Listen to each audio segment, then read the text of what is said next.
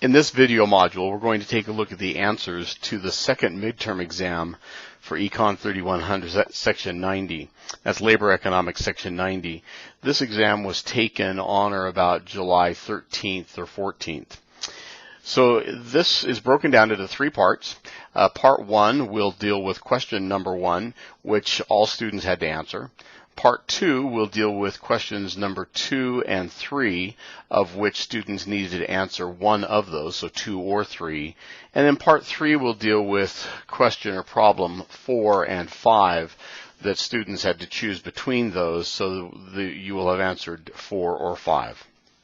So let's begin with Part 1, or Section 1 on this exam. So this particular problem took a look at monopsony. And we can tell that it took a look at monopsony based upon some of the outcome that we receive for some of these columns. You'll notice that we have some values here in the wage column, and we have some values in the quantity column, and then we have the output price of ribs, because this is a rib manufacturing or a restaurant, food service provision, Roadhouse Ribs in Thatcher, Idaho. We have a labor supply relation of labor supply being equal to -10 plus 4W, and we're told that Roadhouse Ribs is a profit maximizing firm in a competitive goods market, which means that it has a price of its output good that is constant. We're also told that it's the only employer of food service workers in the Thatcher, Idaho area, which immediately tells us this is going to be a friction market, and this particular brand of friction is going to be monopsony. So as we go ahead and then fill in the columns that are provided for us, the first one we're going to fill in is for labor supply, of course, and we're simply going to plug the wage into the labor supply equation, LS being equal to -10 plus 4 times the wage. And when we do that for a wage of 3, we get labor supply of 2. A wage of 4, labor supply of 6. A wage of 5, labor supply of 10. And so on. This actually was a fairly simple column to fill out, and virtually everyone that did this got it right.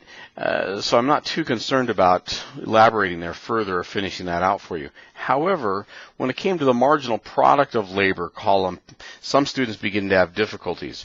Recall that the marginal product of labor is equal to the change in quantity given some change in labor, or divided by some change in labor.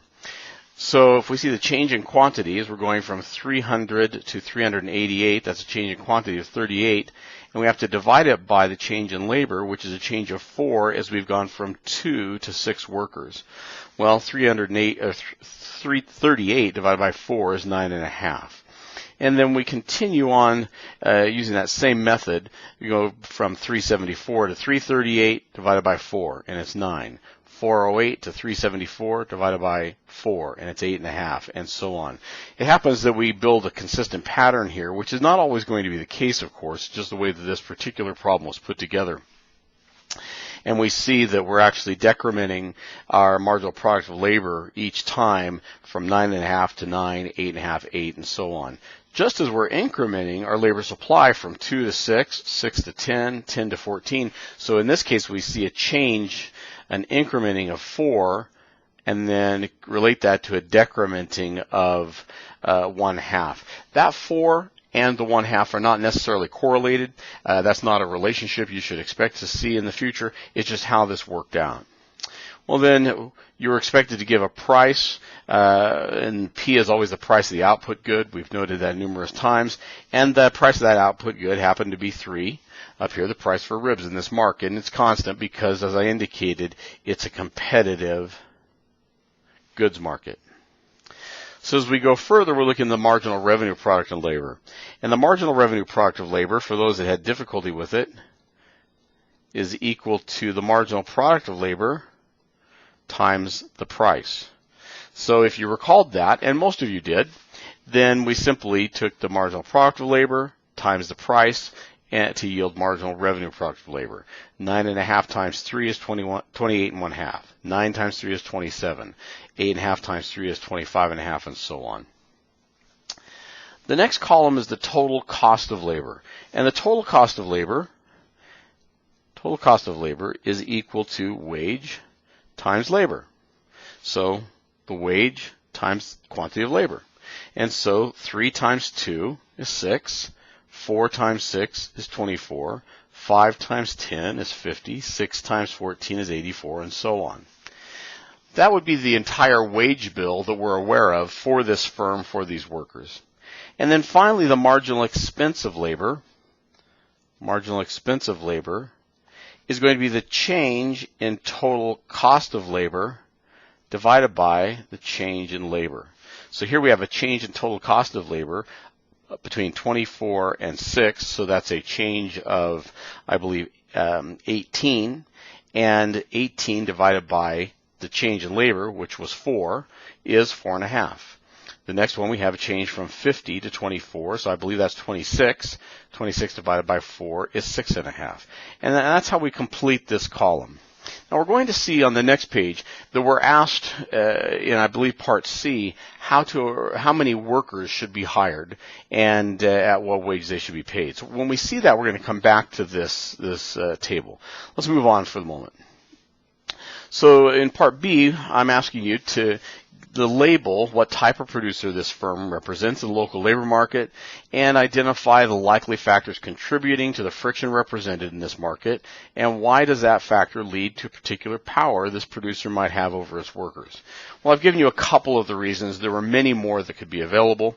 I'm indicating this is a monopsony producer, that the likely factor is mobility. We know that when there's a monopsony producer, the only purchaser of wage in a particular market, that one of the solutions to that, one of the remedies to that, is mobility. If I don't like that, if I'm being exploited somehow because of that, if I'm receiving lower than optimum wages because of that monopsony relationship, which is very likely the case, of course, then my solution to that as a worker is I can go to some other labor market where there are numerous buyers of my type of labor.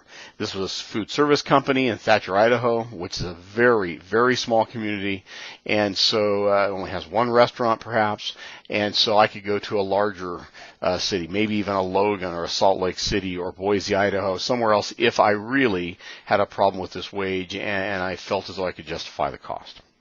So it's expensive for workers to relocate, of course, and that's why this particular firm has some power over these workers, because the firm knows that, yes, they can provide a lower wage because it's expensive for workers to leave the labor market.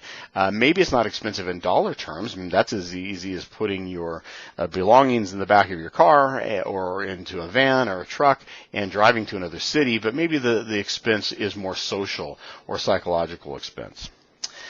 So part C is asking how many workers would you hire for this firm and how much would you pay for each.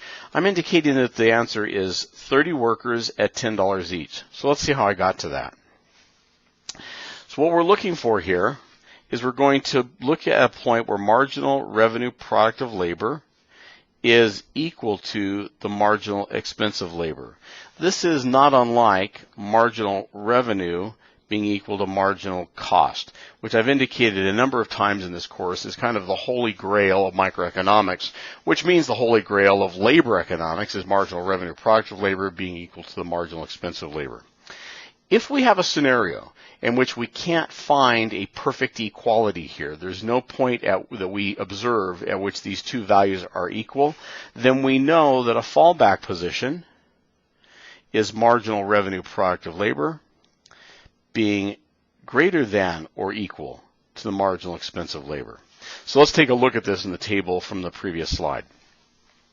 If we simply review these columns, start to work down these columns, we see that here, all the way through 24 and 22.5, that the marginal revenue product of labor is much greater than the marginal expense of labor, so we're not ready to hire at that point. 21 versus 14.5, 19.5 versus 16.5, 18 versus, now 18.5. We're now shift from the point at which marginal revenue product of labor at 19.5 was greater than marginal expense of labor at 16.5 to the point where marginal revenue product of 18 is less than the marginal expense of labor at 18.5. That being the case, we then will stop at that point. We don't want to go to the next point that we can observe. We'll stop at that point where marginal revenue is greater than marginal expense. That means we're leaving a little bit of excess profit in this, but we prefer that to going to a point where we're actually designing a marginal loss, because designing a loss is never a good idea. So we stop at 30 workers, and we're going to pay them $10 an hour each. Now you might ask, well, wait a minute, why stop at 30? Why not try to calculate what this would be at 31 or at 32 or at 33 workers? Well, to begin with, you don't have any information to tell you about the marginal product changes and the quantity changes. We go from 30 to 31 to 32 to 33, etc. And you're assuming that you can make single labor unit movements here. What if this is an operation that has a production facility such that there must be at least 4 people hired at a time to fulfill a production line? There's no sense in only putting 1 person on that production line if there's 4 stations on the line. So we have to hire perhaps in groups of 4. Maybe in this restaurant that happens to be the case. No, it's likely not, but maybe it is. And because of that, we only use the information at our disposal. We don't begin to guess here. So the right answer would be where we have seen that the marginal revenue product of labor is equal to, or in this case, greater than the marginal expense of labor. We stop just short of the point where we've gone to where we incur a marginal loss. So now what does this look like? Well, we only have one express equation for this, and that's the labor supply. Recall the labor supply is equal to negative 10 plus 4W. So we can plot the labor supply relationship, including its axis, negative 10 plus 4W for labor supply. And we know that its axis is going to be at 2.5. Its value intercept will be 2.5 on the y-axis, which is wage, marginal expense of labor, marginal revenue product of labor, all of which are currency denominated, so they all belong on the y-axis. And then labor units themselves belong on the x-axis. So we have gone ahead and identified our labor supply curve here.